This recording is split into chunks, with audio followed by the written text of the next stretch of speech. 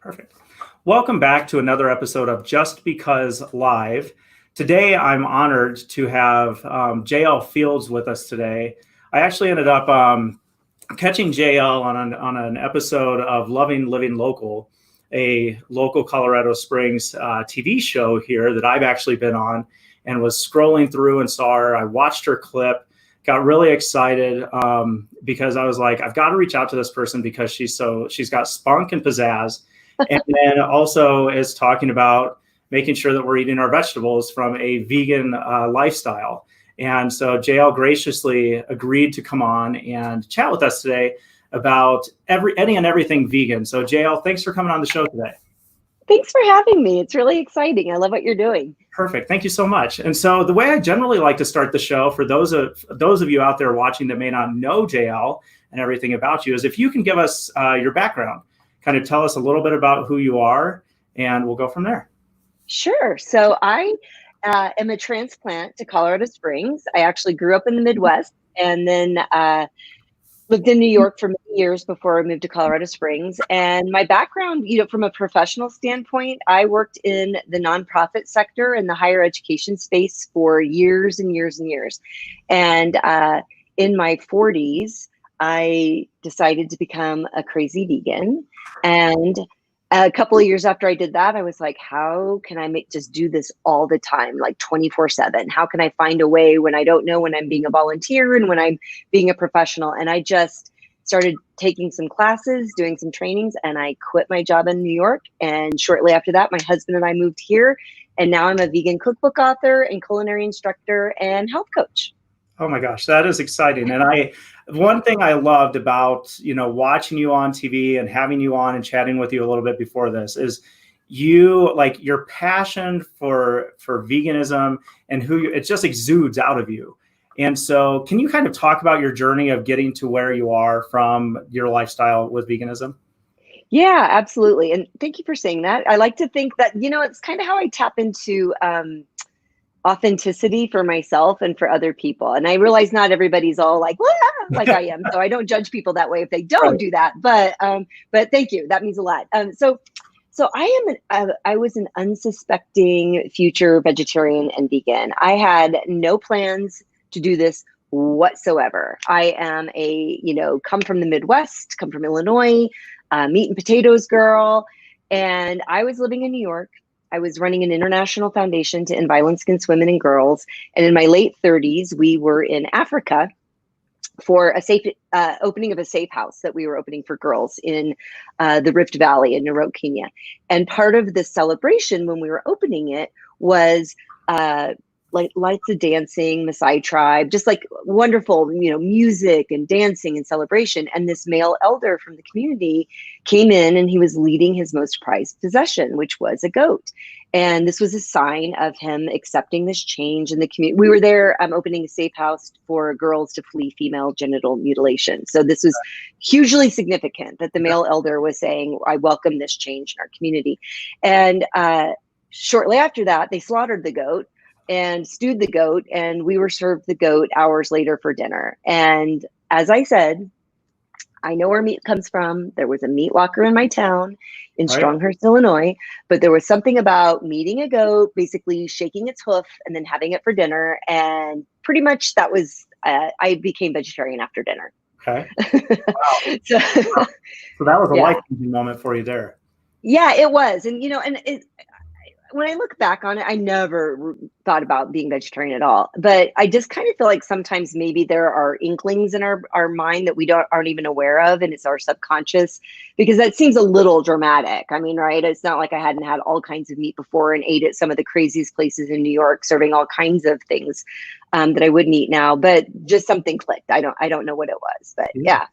Interesting. So then you go after the goat, become a vegetarian, and then you even go to becoming a vegan. How did that transition happen?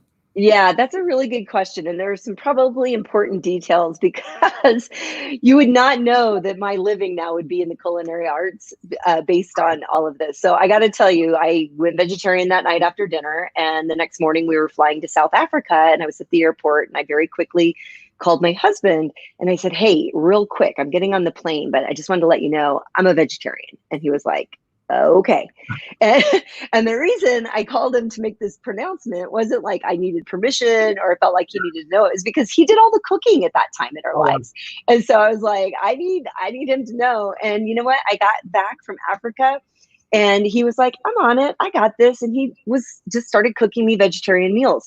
He briefly went vegetarian. And by briefly, I mean a couple of weeks. And then we were in Napa Valley for vacation. And I watched him pathetically look at all of these plates of food going by. And I said, I never suggested that you be vegetarian because I am. This is my journey. You do you. And so he was like, okay, cool. So he was over it. But he kept cooking for me for 8 years.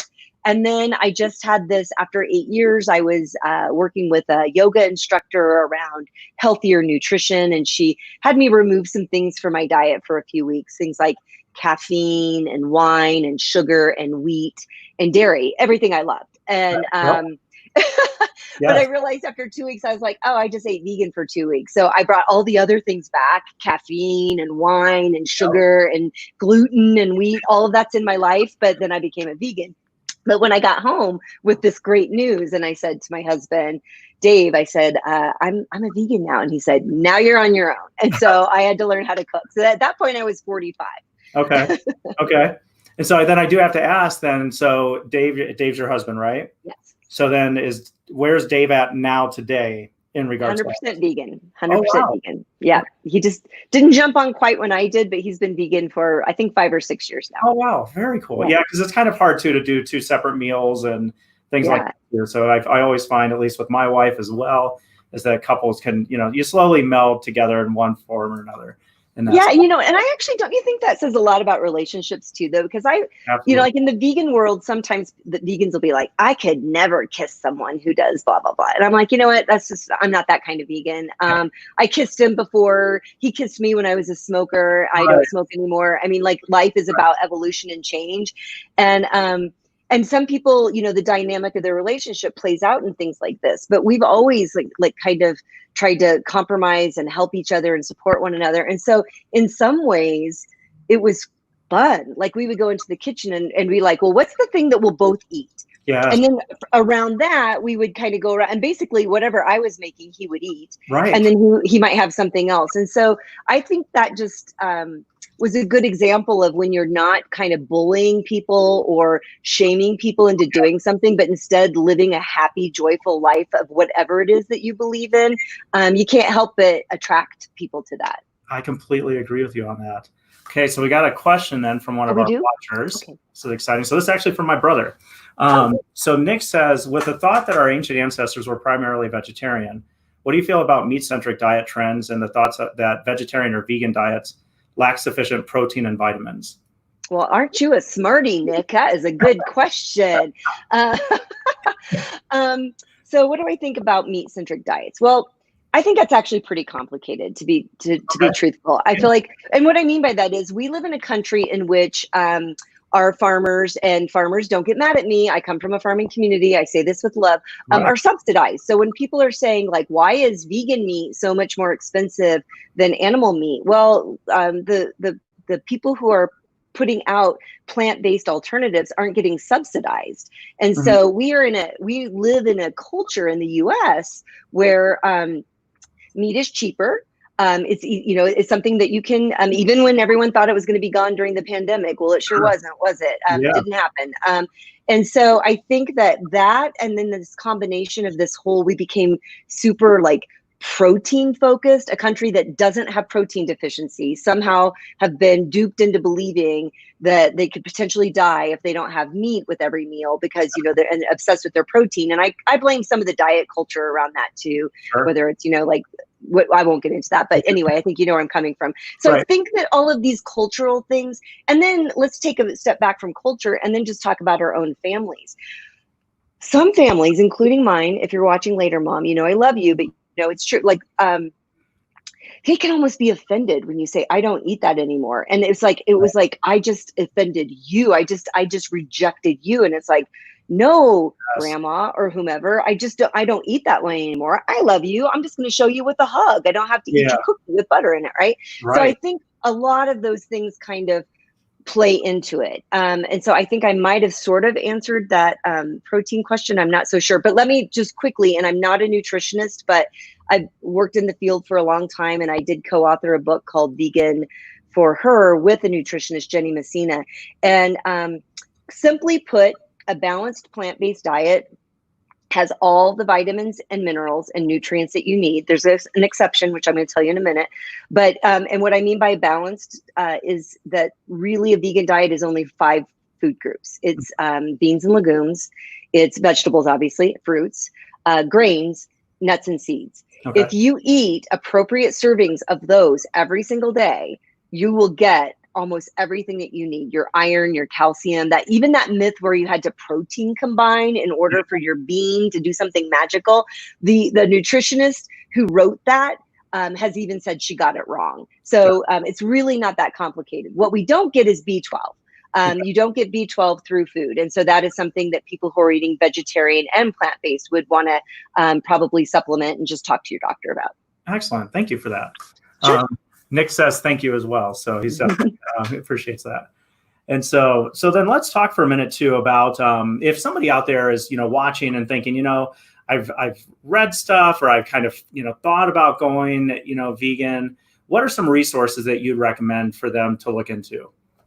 That's a really good question. Well, first, I'm just going to say what I coach people on when they are trying to do this is to not to kind of get rid of this idea of perfectionism. And what I mean by that is there are a lot of different approaches to vegan eating out in the world. And so some people call it vegan eating, some people call it plant-based, some people call it whole food plant-based, some people even omit other kinds of things like salt, oil, sugar. It's not that complicated. Vegan are the 5 food groups that I just told you about. Right. Anything else are dietary decisions you can make around it. It's those 5 food groups. The good news right now for anybody who is eating completely a standard American diet right now and wants to try to eat more plant-based or vegan, anything you can eat, I can now eat vegan. You want a juicy, meaty vegan patty? Well, they're over at King Soopers. True. And they're called the Impossible Burger, and they're called the Beyond Meat Burger. And then now all these other companies have come out with them. And there's nothing wrong with that. I think sometimes people associate with, I'm becoming vegan, therefore I'm going to become a health food fanatic. You might, but it's not necessary. And if eating things that are familiar to you is a way to ease into it, go for it. Because then as you start to explore and eat more vegetables or different vegetables, like kale used to be, to me, it was the garnish at Perkins, right? In between all the buffets. What, you didn't eat it. Right. And now it's like, so you might open your mind, or maybe quinoa, maybe you haven't had quinoa before, and then you might start kind of experimenting. So I just like to let people know, just find your vegan, a plant-based or vegan version of what you love now, and you'll move along. I will say that my favorite book, I wonder if I have it up here, is, I do. So I told you that I co-authored a book called Vegan for Her with Jenny Messina. But she wrote a book first with Jack Norris, and this is the latest version. It just came out within the last 6 months, called Vegan for Life. This is such a solid book that answers the question about, maybe I'm 50, you're going to be 55 in a month. Maybe I'm going to start thinking about osteoporosis or something, like all the things you want to think about to get all the nutrients you need and how to eat healthfully. I think it's a great resource. And then there's some really great websites. I love Vegan Outreach. I don't know if it's veganoutreach.org or veganoutreach.com.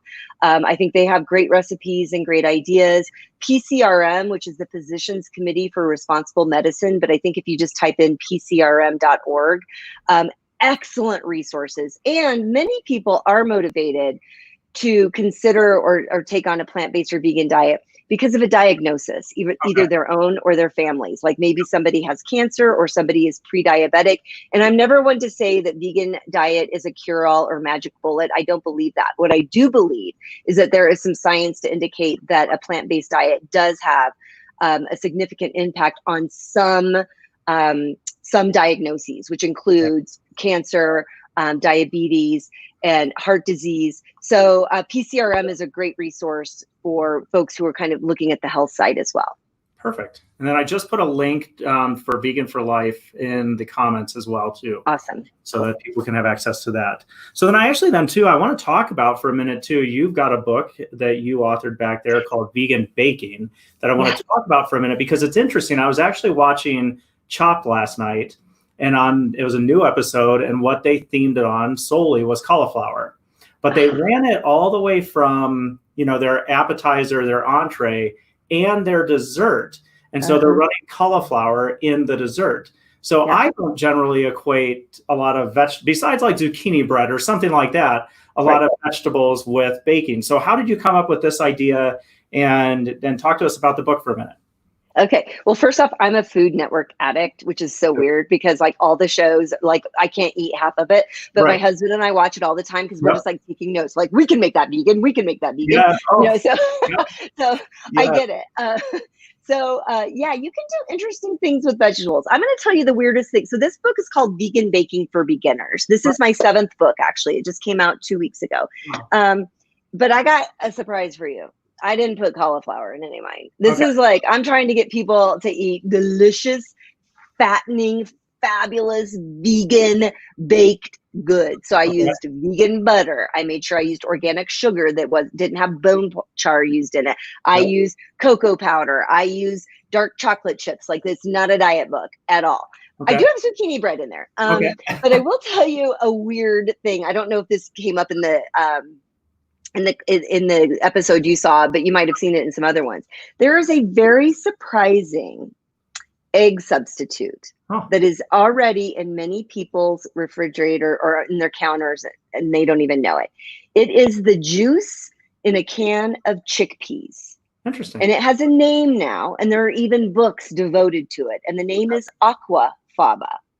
So it's like bean water. But when you take the juice from the chickpea and you drain the chickpeas, and I call it liquid gold now. It's like, don't drain that. Don't drain that. It's liquid gold. You can put it in a stand mixer and turn it on high for 10 minutes. And when you come back, stiff peaks, just like meringue, are formed just from the aquafaba. Interesting. It's insane. So that I do use a lot because it's a really cheap way to use a vegan egg replacement. It doesn't work for everything. I just had a class on Sunday. Was it last Sunday? Yeah. 2 Sundays ago on Vegan Baking 101. And I made this meringue, but I put it in the freezer, and that's my whipped cream. But obviously not just the chickpea broth. I add a little cream of tartar to get it a little thicker.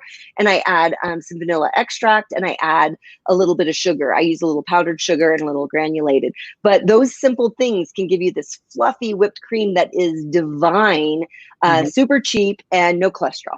Wow, that is so interesting. Yeah. I mean, it's definitely one where I always think about like doing a smoothie or doing, like a breakfast or a dinner, but definitely baking is something that is, I think that is a book that'll be very, very helpful to many people, because I generally equate baking with like sugar, flour, chocolate, things like that. And so that lots of butter, lots of shortening, and spoiler alert, Crisco shortening, it's vegan already. Who knew, right?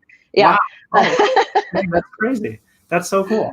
Okay. So then you just mentioned too that you were teaching a class. So can you talk to everybody about your classes for a minute? And then also within that realm of the classes, kind of what your classes look like before the pandemic and then what they look like now.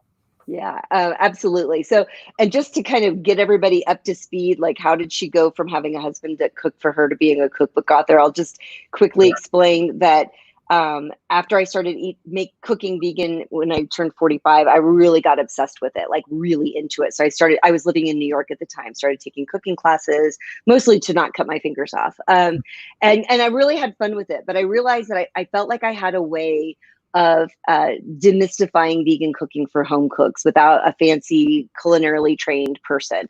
And so when I was 47, I actually quit my job in New York, started this vegan business with a hope and a prayer. And my husband and I moved to Colorado Springs because my first book was coming out.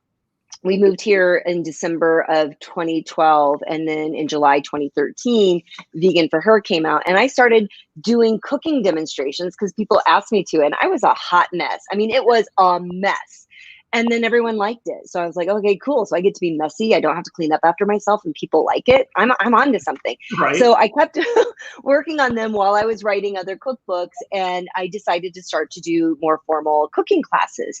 So while I'd been teaching cooking classes for the last 8 years, I think it was 3 years ago, I formalized the Colorado Springs Vegan Cooking Academy. And I've been teaching downtown at Epicentral Co-working. I have an office there. I transformed the co-working space into a teaching kitchen, and I teach hands-on cooking classes and demonstration cooking classes. So I've been doing that for years, and it's wonderful because, you know, the majority of my students are not vegan. They are coming because their doctor told them to learn how to eat more plants or cook them, or they're just curious. And then, of course, COVID happened, the pandemic happened, and I had to stop all of my cooking classes, just like most anybody who is watching right now has had to stop something that they've been doing. And so on a whim, it was the Saturday that right after Governor Polis made the announcement, which I 100% support, and I've not whined about it once. Right. And I'm not saying people are whiners. I'm just saying I just had to like move on. You know, I have family members that I want to be safe and healthy and whatever. So on a whim on that Saturday, I was like, I wonder if I should try to do something online. So I put out a question on my Instagram and on my Facebook page, and I said, if I taught an online vegan cooking class tomorrow on Zoom, would you attend? Right. And everybody said yes. So I barely knew Zoom. I had a free account, and I quickly set up a link, threw it up on all the social media stuff, and I just said, I'm going to teach a vegan pantry basics. Like if you're stuck at home right now, you're basically cooking out of your pantry right now in your freezer. Yeah. And 300 people showed up for a class in which I could only handle 100 people. Wow. So I felt sad that I had to keep 200 people out, but I realized I was onto something. So I just started what I called the pandemic cooking series. And so for 16 weeks, every Sunday at 1:00 in my kitchen, sometimes Dave joined me. We did a vegan pizza class together. We did a meaty vegan class together, and we did vegan grilling. I taught a class, and hundreds of people showed up. And it's been great. It was like a lifeline for me because I was like feeling lonely. You might not be able to tell that I'm slightly extroverted. And so being stuck in the condo with my cat, dog, and husband. So it was a lifeline. It was so much, it gave me so much pleasure. And I know that it meant so much for the people who are coming in every Sunday. Wow, that's great. And you know, it's interesting. So I was a teacher before becoming an attorney. And I love talking to people about, you know, I talked to Daniel Bird last week from Kids on Bikes, and about how he was going to become a teacher at first, but basically that's what he's doing now. And then so even with yourself as well, you've got a heart of a teacher inside of you, going out there, kind of spreading, you know, your joy and your passion to other people and helping them along. And I just absolutely love that. Well, thank you. But you mentioned something else too within that, is when you started this out, you were a hot mess, you said. And then it's like, it's an interesting thing. And then even, you know, you had these classes going along, the pandemic hits, and so you've got to shift. And like we talked about before, you had to pivot. And I've had friends recently talk a lot about that mentality of, you know, either like adapt or die, you know, but we've got to keep moving forward. We have to maybe shift it. So can you kind of talk about that philosophy or that thing within you that says, hey, you know, I'm willing to put myself out there, even though it's not perfect, because everybody wants like the perfect Instagram photo or the perfect video to put up and things like that before going out there. Yeah, I'm happy to. And if you go to my Instagram account, you can see that I clearly do not worry about that. I have bowls with chips in them. I'm like, oh man, I put that one up again. Yeah, I'd love to talk about that because I do think that what holds many people back from really following their passion and something that makes them excited is that they feel like they need to be the expert or they need to be perfect. And I think we all carry that baggage because someone in our life told us that. Right. And so it's overcoming that and to say, you know what, maybe in the failures, I will find out what I can really do. And I feel like for me, my failures, by the way, I haven't tried to clean up being a hot mess. Like it's my thing, right? I do try to keep my counter a little tidy because people get weird if things don't look good with food. But in all seriousness, I feel like when things happen, you have choices and it can just be like, well, I'm done. I can't teach my cooking classes anymore. There's a pandemic, or it's like, but I always liked doing this. So what can I do? And so I selfishly started offering the classes, and they were completely free. And that's going to be relevant in just a moment, because I just wanted my community to know that I cared about them. I was concerned about them. And a couple of cool things happened, which is my community isn't just Colorado Springs. It is Colorado Springs for sure. I run the Colorado Springs Vegan Events Group. I'm the person who puts on the markets every year, the vegan markets. It's my community. But I've always been sort of a citizen of the world with what I do. I started in New York, and so I have followers from all over. And I used to always hear from them, like, why don't you teach classes online? Every time you put one of your Colorado Springs classes up, it bums me out. And I thought, I don't do that. I don't have the camera. I don't have the blah. I don't blah, blah, blah. So that was my not doing it, right? Yep. So then I started doing it, and I was like, well, this isn't so bad. In fact, it's kind of cool. And now here's a true story and a lesson that I've learned in this.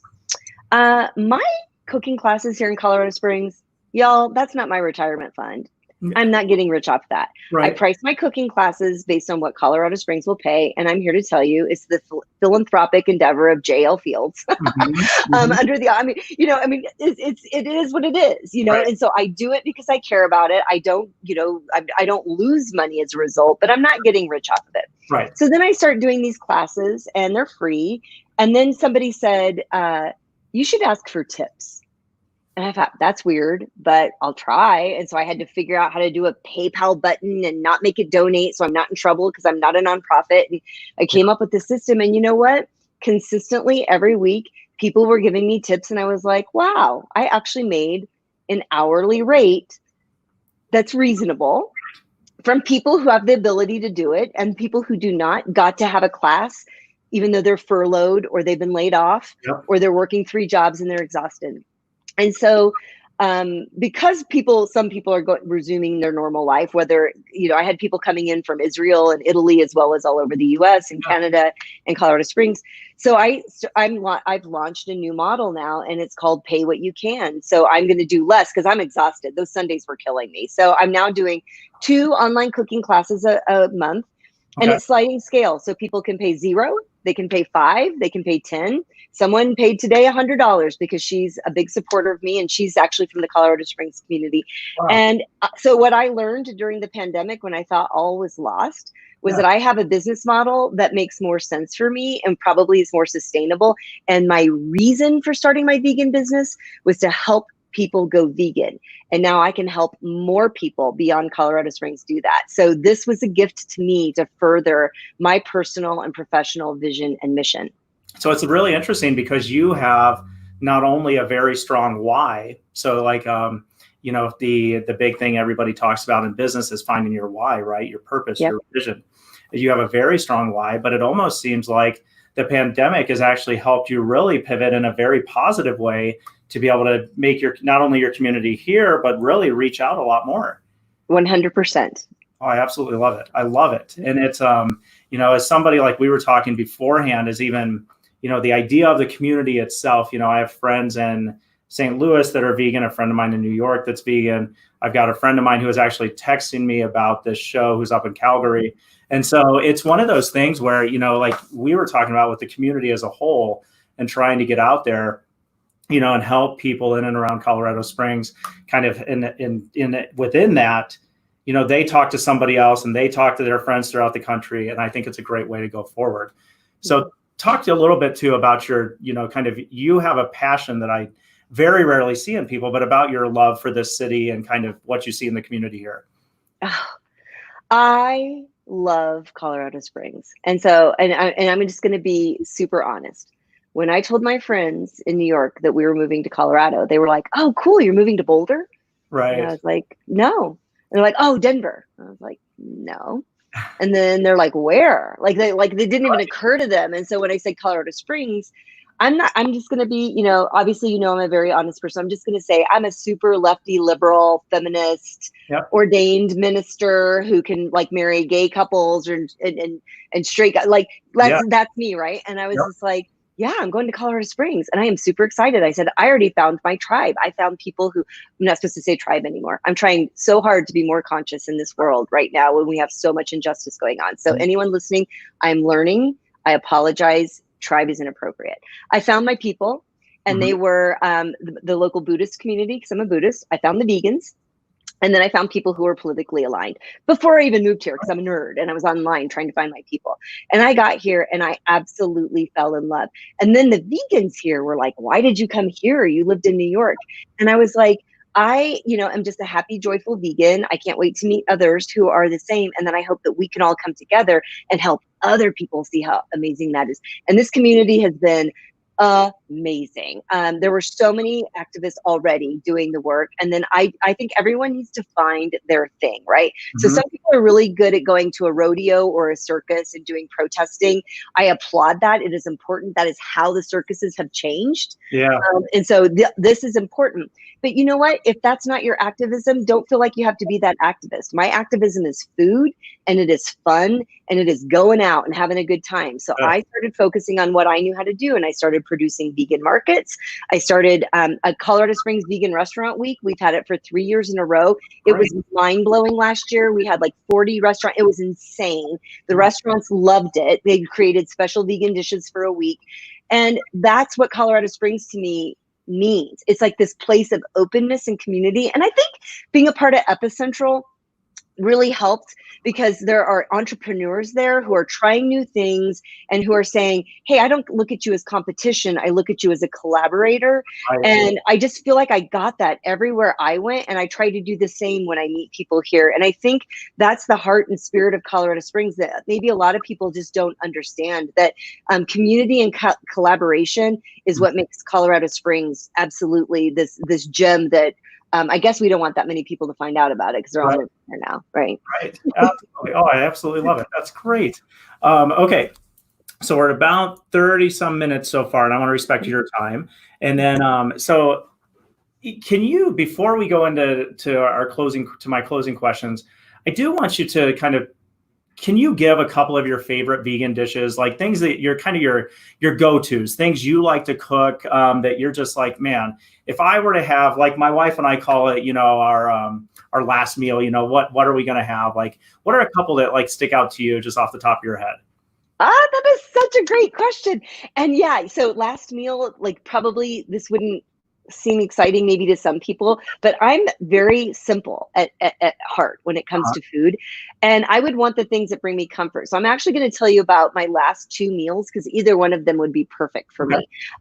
So one of my cookbooks I wrote is called The Vegan Air Fryer. I'm obsessed with air fryers, and I'm obsessed with them for vegan cooking because it's a way to add texture to some foods that you might not normally get. And so I always say that might be the secret tool in your kitchen to kind of give you some of that texture. So last night for dinner, we had air fried tofu, air fried potatoes, which we cut up into French fries, and air fried green beans. So completely wholesome, completely delicious, healthy and nutritious, crunchy, ornery, perfect. Wow. And it had what I wanted. I had my protein, through my legume, which is, soybean for tofu, had my starchy potato, had my green with my green beans. So that's what I kind of like from a kind of a comfort side. But for people who love to cook and are thinking like, I love to cook and now I'm not going to be challenged, I have the secret ingredient for you. And it is, if you want to make plant-based or vegan food sing, it's one word, and that word is umami, UMAMI. The 5th flavor. It is a sense of meatiness, a sense of satiety that you get from foods, but it doesn't require meat. There are techniques that bring it out. There are foods that bring it out, like soy sauce and pickled vegetables and ripe tomatoes and mushrooms. Grilling foods brings out this sort of meaty smell, or roasting or braising or caramelizing. So I have a recipe from my book, Vegan Pressure Cooking, that I call umami anasazi beans in Colorado, right? But I did them with cranberry beans this week because King Soopers is out of anasazis. And I use a zillion umami elements, starting with caramelizing onions first. Then I put in smoked paprika, liquid smoke, put the beans in, add a beefy vegan broth, and then cook it up. And then I stir in miso, which is umami. I stir in soy sauce, which is umami. And then, and there are mushrooms in there that adds that sort of, it's kind of got this smell of like a ham and beans. And so that mushroom gives you the shiitakes. So that is an umami bomb. And that's what I put in front of people who aren't vegan, I don't give them an Impossible Burger. I don't give them a Beyond Burger. They can buy that. I make vegetables sing so that they can say, I could do that. So umami beans would be the final dish for me. Excellent, man. And very rarely, and I'm a foodie too, and I just, when someone says something like umami bomb, I absolutely love it. So yeah. Okay, and so JL, so I want to wind down, and then I want to ask you my closing 2 questions. So you've been here now, you love the city, you have a passion like I haven't seen from people, and it's just infectious. So what is your favorite place in Colorado? I'm going to give you the weirdest answer right now. And I think that it has to do with the times we're in with the pandemic. My favorite place right now is the Carter Payne. Okay. And so for people who might not know, the Carter Payne was a traditional African-American church that's been taken over by Jeff and Melissa, and they turned it into a community hall. Within the Carter Payne, there is local relic artisan beers. I love Colorado craft beer. Okay. And then they now have a wine bar with 50 wines by the glass. And then they have 2 food concepts. And one is called Immersed Cuisine and one is called BFD, for breakfast for dinner. And they have vegan friendly options. And so you can walk into this gorgeous former church and enjoy craft beer, enjoy wine from around the world, enjoy delicious cuisine. And they've opened up outside with this huge outdoor area because no one wants to go inside right now, understandably. So they used their space. They got special permission to have food and drink out there now, because for me, Colorado, if it's outside, I'm there. So now one of my favorite places and businesses I want to support has given me an opportunity to sit under a tree, gaze at the mountains, and enjoy craft wine and beer and cuisine. So I'm all about the Carter Payne right now and local relic. So as a foodie myself, JL, where is that? Where is that at? See, this is when you know I'm a terrible new Colorado Springs person. Weber. Okay. And it's like a triangle street. It's Weber. Let's just go with Weber for right now and Google it. Okay, sorry. Okay, you give me something new to check out. I'm really excited. Yay! Oh, wow. And then my second question is, you've gone on a journey, a lifelong journey to veganism, written multiple books, holding classes, and you have a passion for it. But if you were not doing this, what would your dream job be? I would be rescuing animals. Oh, gotcha. Wow. Okay. Any and all animals? Well, I'm partial to cats and dogs because they live in my home, but I'm really partial to goats. I have one tattooed on my arm. This is an actual goat. Her name is Clover. She lives at the Woodstock Farm Animal Sanctuary. I used to be on the board of directors there. Now I'm on the board of Love and Arms Animal Sanctuary in up north, Erie, Colorado. And I had an experience with a goat and it changed my entire life. And hopefully it's helped me create lots of opportunities for people to be vegan in the world, because I ate a goat and then I met Clover in New York and I was like, I will never eat an animal again. And I'm devoted to justice for all beings, and those include animal beings. And so I would rescue goats. I just want to live with them. I want to find a way that I could just have a cot and they could just jump on me and do whatever they want. That would be my dream. Goat yoga potentially too. Right? Yeah, that's true. Yeah. Well, I'm kind of opposed to that because I don't want the animal to do it unless they want to do it. So I'm that kind of vegan. Sorry. So they can jump on you while you're doing the downward dog. Yes. Oh, that's excellent. Okay. And then I want to thank you for coming on today, spending some time with us today, and telling your story. It is beyond interesting, and I really appreciate your time quite a bit. And so in closing then, what I like to do is I'm going to leave you with the last word, just some thoughts that you've got for this time, things you're thinking about, and then we'll close out. So JL, you've got the floor. I think we're living in a time where it has never been more apparent than now that compassion is essential for everything, and that no one is free until all are free. And if we combined compassion and justice, we would all live in a community in which we could thrive and do well and live and be surrounded by kindness. Excellent. And we'll leave it there. JL, thank you so much for coming on. Thank you. So much fun.